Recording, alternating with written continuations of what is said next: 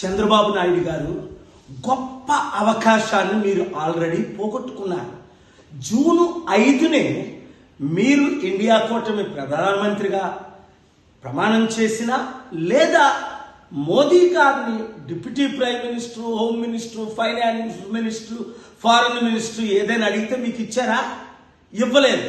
240 సీట్లు బీజేపీకి ఉన్నప్పుడు మిమ్మల్ని నితీష్ కుమార్ని వాడుకొని ఇప్పుడు 309కి వచ్చారు.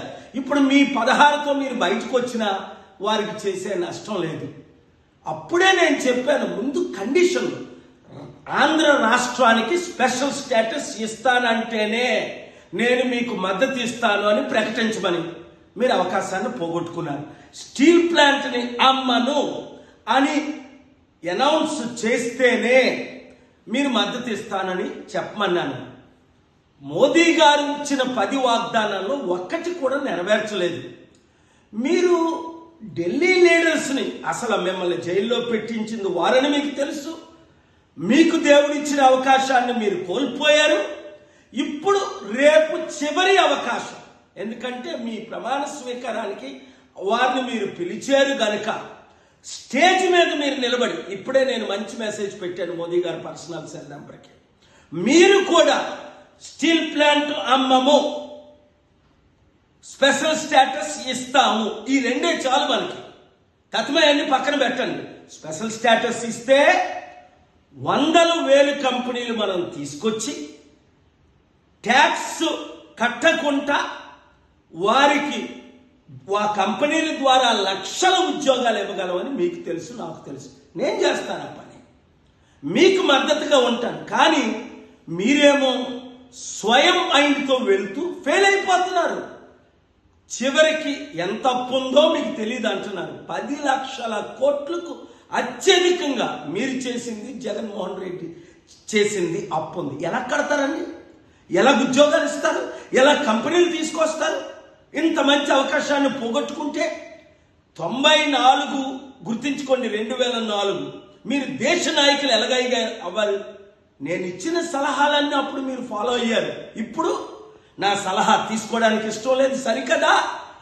మీ బాలకృష్ణ అల్లుడిని గెలిపించడానికి నన్ను కూడా 6 లక్షల ఓట్లు నావి ఈవీఎం ట్యాంపరింగ్ చేసి ఇంత శత్రువుగా నన్ను ఎందుకు చూస్తున్నారు?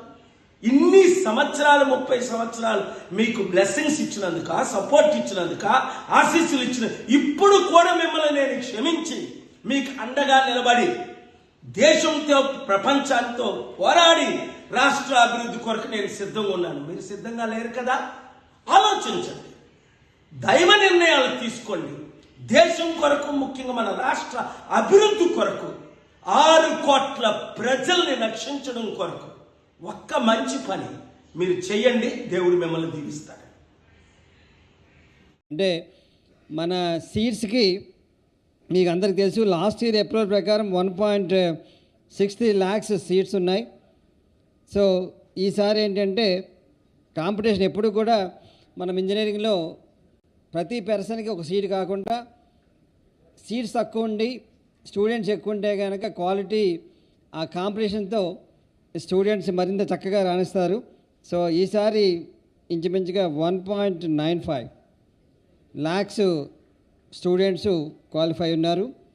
ఈ డేటా చూస్తుంటే మనకి ఇంజనీరింగ్లో ప్రవేశాలకి చాలా చక్కగా మనకి ఈసారి మార్గం సుగమమైంది. అలాగే మీకు అందరికీ తెలుసు, మనము 16-17 మే నాడు మనం ఇంజనీరింగ్ స్ట్రీమ్, అదే agriculture and pharmacy stream exam conduct చేస్తున్నాము. మీకు అందరికీ తెలిసి కొంచెం డేట్ ఎందుకు మార్చామంటే 13-14 అనుకున్నాము, కానీ అక్కడ ఎలక్షన్ పోలింగ్ ఉండటం వలన కొంచెం రీషెడ్యూల్ చేయడం వలన 16-17 అగ్రికల్చర్ అండ్ ఫార్మసీ చేస్తున్నాము. అలాగే ఇంజనీరింగ్ స్ట్రీమ్ ఎగ్జామ్స్ అన్నీ కూడా 18 నుంచి 23 వరకు పెట్టున్నాము. ఒక సెషన్ ఎక్స్ట్రా ఎంత పెట్టామంటే దాదాపుగా మనం అనుకున్న దానికంటే 30,000 మంది ఎక్కువ మంది రిజిస్ట్రేషన్ వచ్చేటప్పటికి ఇంకొక సెషన్ 9 సెషన్స్, అంటే 8 అనుకున్న సెషన్స్, ఇంకో సెషన్ 9 సెషన్స్ కూడా ఇంజనీరింగ్ పెట్టున్నాము. అలాగే అగ్రి స్ట్రీమ్కి 4 సెక్షన్స్ పెట్టున్నాము. టోటల్గా 3,62,851 క్యాండిడేట్స్ రిజిస్టర్ అయ్యారు. అందులో 2,74,213 క్యాండిడేట్స్ ఇంజనీరింగ్కి, అలాగే 88,638 అన్నది అగ్రికల్చర్ స్ట్రీమ్కి వారు రిజిస్టర్ అయి ఉన్నారు. అలాగే మనము ఎప్పిర్ అయిన వాళ్ళతో క్వాలిఫైడ్ కనుక చూస్తే కనుక ఇంజనీరింగ్లో రిజిస్టర్ అయిన వాళ్ళు 2.74 ల్యాక్స్ అయితే ఎప్పిర్ అయింది 2.58 ల్యాక్స్. అందులో క్వాలిఫై అయిన వాళ్ళు 1,95,000, అంటే దాదాపుగా 75.51% విద్యార్థులు క్వాలిఫై ఉన్నారు ఇంజనీరింగ్లో. అలాగే అగ్రికల్చర్ ఇంజనీరింగ్లో చూస్తే కనుక రిజిస్టర్డ్ 88,638, అందులో ఎప్పిర్ అయిన వాళ్ళు 80,766, అందులో క్వాలిఫై అయిన వాళ్ళు 70,352, అంటే దాదాపుగా 87.11% వారు క్వాలిఫై ఉన్నారు. దీనికి సంబంధించిన ర్యాంక్స్ అనండి, దానికి సంబంధించిన ఈ పాస్వర్డ్ది కూడా శ్యామలరావు గారి చేతి మీదుగా విడుదల చేస్తారు. అలాగే మీకు అందరికీ తెలుసు, మనం ఎగ్జామ్స్ 23 తారీఖు అయిన వెంటనే మేము ప్రిలిమినరీ కీ, మీకు తెలుసు కీ అన్నది 23rd అగ్రికల్చర్ పెట్టున్నాము, 24కి ఇంజనీరింగ్ సంబంధించిన కీ పెట్టున్నాము. సో అన్నిటికీ అబ్జెక్షన్స్కి టైం ఇచ్చి కీ అబ్జెక్షన్ వెరిఫికేషన్ కమిటీ అని అపాయింట్ చేసి నిష్ణాతుల చేత, అంటే 24 మే వరకు కూడా మేము కీకి అబ్జెక్షన్స్కి ఇన్వైట్ చేసి ఒక అబ్జెక్షన్ వెరిఫికేషన్ కమిటీ ద్వారా మేము ఆ కమిటీ మీటింగ్ అయితే అయింది, 26-27 మీటింగ్ అయింది. అదంతా కూడా మొత్తం అబ్జెక్షన్స్ అన్నీ రివ్యూ చేస్తున్నారు. ఆ అబ్జెక్షన్స్ అన్నీ కూడా రివ్యూ చేసి దాని ప్రకారము ఈసారి రికార్డెడ్ ఏంటంటే, నార్మల్గా 10 సంవత్సరం ఈవెన్ లాస్ట్ ఇయర్ కూడా ఏంటంటే దాదాపుగా, అంటే మేము యాక్చువల్గా ఏంటంటే 2080 క్వశ్చన్స్, అంటే మనకి ఇంజనీరింగ్ సెషన్స్ 9 ఉన్నాయి, అగ్రికల్చర్ సెషన్స్ 4 ఉన్నాయి, టోటల్ 13 సెషన్లో 20-80 క్వశ్చన్స్ అందులో పొందుపరిచాము. ఇది ప్రత్యేకంగా కన్నెరు వెంకటరెడ్డి గారు అభినందించాలి. అందులో ఓన్లీ 3 క్వశ్చన్స్ వరకు కంప్లీట్గా ఫుల్ మార్క్స్ ఇవ్వడం జరిగింది. లాస్ట్ టైం అయితే 9, అంతమంది ఇంకా ఎక్కువ 16 అని ఉన్నాయి. ఫస్ట్ ఆఫ్ ఇట్స్ రికార్డ్ ఇది. యాక్చువల్గా అయితే ఇంతకుముందు అలా చాలా ఎక్కువ ఉన్నా కూడా ఈసారి చాలా తక్కువ, అతి తక్కువ, అంటే 20-80 క్వశ్చన్స్లో ఒక్క 3 క్వశ్చన్స్కి ఫుల్ మార్క్స్ ఇవ్వడం జరిగింది. మిగతా అన్నీ కూడా అందులో ఉన్న ఆన్సర్స్ సరిపోయినవి. అది ఆల్మోస్ట్ అది రికార్డు కింద అనుకోవాలి. ఇంతవరకు ఎప్పుడు కూడా అంత తక్కువ దాంతో జరిగి ఉండలేదు. సో దాని తర్వాత ఈ చక్కగా రిజల్ట్స్ ప్రాసెసింగ్ అంతా కూడా చేయటం జరిగింది. ఆ రిజల్ట్స్ అన్నీ కూడా ఫర్ ఎగ్జాంపుల్ ర్యాంక్స్ కూడా మీకు అందరికీ తెలుసు. 25% మార్క్స్ అన్నది మనము marks obtain the group subjects ఇస్తాము. అలాగే అంటే క్వాలిఫై ఎగ్జామినేషన్ ఇంటర్మీడియట్లో ఈ గ్రూప్ సబ్జెక్ట్స్లో వచ్చిన మార్క్స్ ప్రకారం 25% వెయిటేజ్ ఇస్తాము. ఈ రకమైనటువంటి పరిస్థితులు మేము గవర్నమెంట్ రన్ చేసాం. జగన్మోహన్ రెడ్డి గారు ముఖ్యమంత్రిగా 5 ఏళ్ల కాలం ఉన్నారు, నేను ఇక్కడ ఎమ్మెల్యేగా ఉన్నాను, లేకపోతే మంత్రిగా ఉన్నాను. ఏ ఒక్క రోజైనా సరే రాజకీయ కక్షల మీద దాడులు చేసుకోవడం అనేది ఒక్కటంటే ఒక్క సంఘటన. వ్యక్తిగతమైనటువంటి గొడవల్ని రాజకీయ రంగు పులిమి రాజకీయం చేశారే తప్ప ఇక్కడ ఏ రోజు కూడా రాజకీయ కక్షతోనూ మేము గెలిచాము అన్నటువంటి విర్రవీగో, మేము అధికారంలోకి వస్తున్నాము అన్నటువంటి అధికార మతంతో దాడులు చేస్తాము, చంపేస్తాము, మీ సంగతి చూస్తాము అన్నటువంటి మాటలు మీరు ఎక్కడ కూడా వినరు. రాష్ట్ర వ్యాప్తంగా నాట్ ఓన్లీ వ్యక్తిగతమైన గొడవల్ని రాజకీయం చేయటం మాత్రం చాలా పుష్కలంగా గత 5 ఏళ్ల కాలం చూసాం.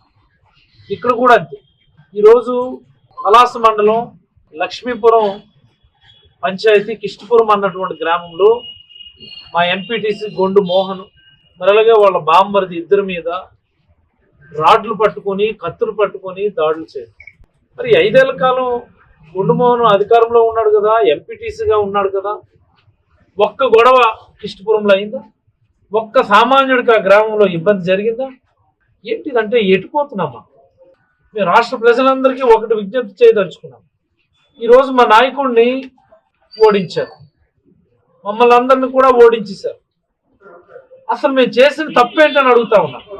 మీకు మంచి చేసినాం కదా, ప్రతి ఇంటికి కూడా మంచే కదా చేసాం. రాజకీయాలకు అతీతంగా, వర్గాలకు అతీతంగా, పార్టీలకు అతీతంగానే కదా మేము పనిచేసాం. మంచి చేస్తే మీకు ఓట్లు అడిగాం, ఎందుకనో మమ్మల్ని చాలా ఘోరంగా తిరస్కరించారు. ఇలాంటి పరిపాలన కావాలన్నా మీరు మమ్మల్ని ఓడించారు. మీరు చూసుకోండి, రాష్ట్ర వ్యాప్తంగా ఏ గ్రామంలో అయినా, ఏ మండలంలోనైనా, ఏ నియోజకవర్గంలోనైనా సోషల్ మీడియా హ్యాండిల్స్ ఒకసారి చెక్ చేయండి. గ్రామాలకు సంబంధించిన సోషల్ మీడియా హ్యాండిల్స్ చెక్ చేయండి. మీ అంతు చూస్తాం అన్నటువంటి వర్డ్కి తగ్గి ఏదైనా ఉంటే నాకు చెప్పండి. ఇదే పంట.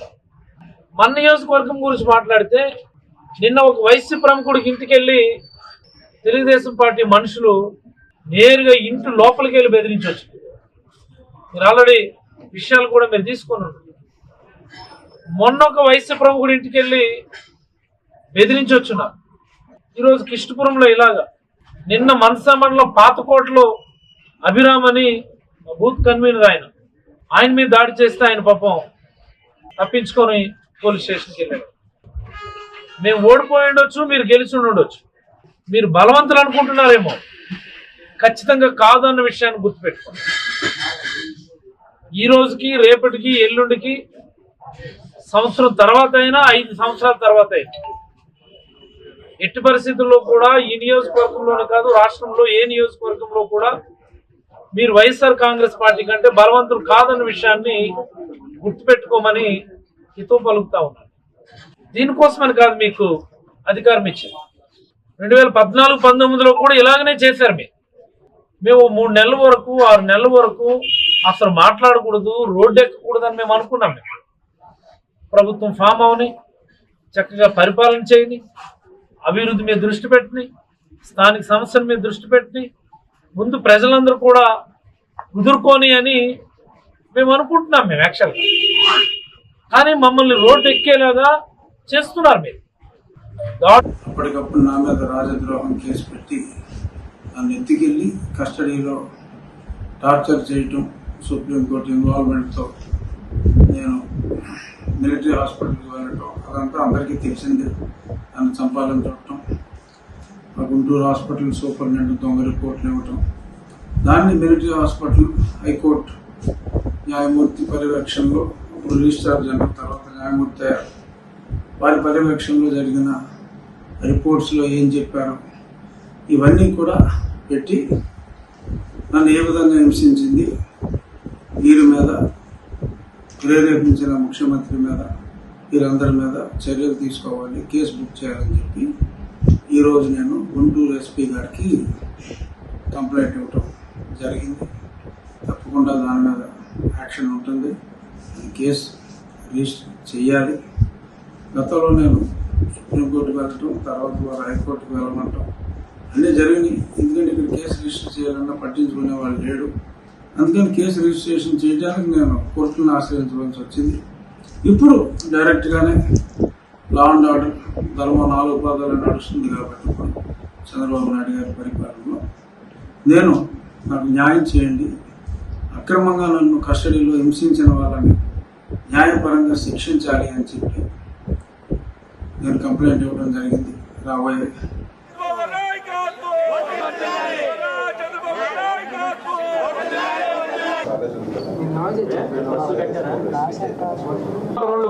రెండు బస్సుల్లో మేము వెళ్తున్నాం. మిగతాది ఎవరి కారుల్లో వాళ్ళు వస్తున్నారు. స్తోమత ఉన్న వాళ్ళు వాళ్ళ కారులో వాళ్ళు వస్తారు. బస్సులు తీసుకెళ్లే కార్యకర్తలు బస్సుల్లో వస్తారు. మా లీడర్లు కూడా పెద్ద లీడర్ని ఆ బస్సులకి కోఆర్డినేటర్లుగా ఉంచి వాళ్ళ తాలూకా బాగోగులు చూడటానికి మా పెద్ద లీడర్లు కూడా మా వార్డులో ఉండే పెద్దలకాయల్ని ఒక్కొక్క బస్కి కూడా వాళ్ళని పెట్టడం జరుగుతుంది. ఏంటంటే ఈ ధర్మారెడ్డి నిన్నే నేను మీడియాలో చూశాను, ఆయనకి 7 రోజులు సెలవు మంజూరైందని. ధర్మారెడ్డి గారు చేసిన అరాచకాలు ఈ 5 సంవత్సరాల్లో ఆయన పొలిటీషియన్ మాదిరిగా ప్రతి విషయంలోని జోక్యం చేసుకుని జగన్ గారికి ఒక లాబీయిస్ట్ లాగా, లైజన్ ఏజెంట్ లాగా ఈ ధర్మారెడ్డి వ్యవహరించారు. ఆయనకి తోడుగా ఈ అనిల్ కుమార్ సింఘాల్ వీళ్ళిద్దరూ కలిపి వ్యాపారస్తుల్ని సుమారుగా 75 వారాల పాటు ప్రతి అభిషేకానికి వీళ్ళిద్దరూ కలిసికట్టుగా వ్యాపారవేత్తల్ని అభిషేకానికి 4-5 తీసుకెళ్తా ఇష్టాన్ రీతిగా బిజినెస్ పీపుల్, వివిధ వర్గాలకు చెందిన వారి ప్రాపకం కోసం వారి దగ్గర ఆశించాం. మరి ఏ విధంగానో మరి వారిని అయితే విచారణ చేయాలి సమగ్రంగా ప్రభుత్వం వారు. ఎందుకంటే 75 వారాలు సీసీ ఫుటేజ్ కానీ ఆ డాక్యుమెంటేషన్ ఎత్తిన అంటే ఒక ధార్మిక సంస్థని అడ్డగోలుగా ఇష్టారీతిన ఈ ధర్మారెడ్డి అనేవాడు కానీ సింఘాల్ గారు కానీ దీన్ని స్వప్రయోజనాలకి వాడి ఆయన్ని తొందరగా అయితే రిలీవ్ చేయకూడదు. ఎందుకంటే ఆయన సూపరింటెండెంట్ కూడా నాకు తెలిసి చాలా దగ్గరలో ఉంది. ఆయనపై తగు విచారణ అయితే మేము తప్పకుండా చేయిస్తాము. వీరి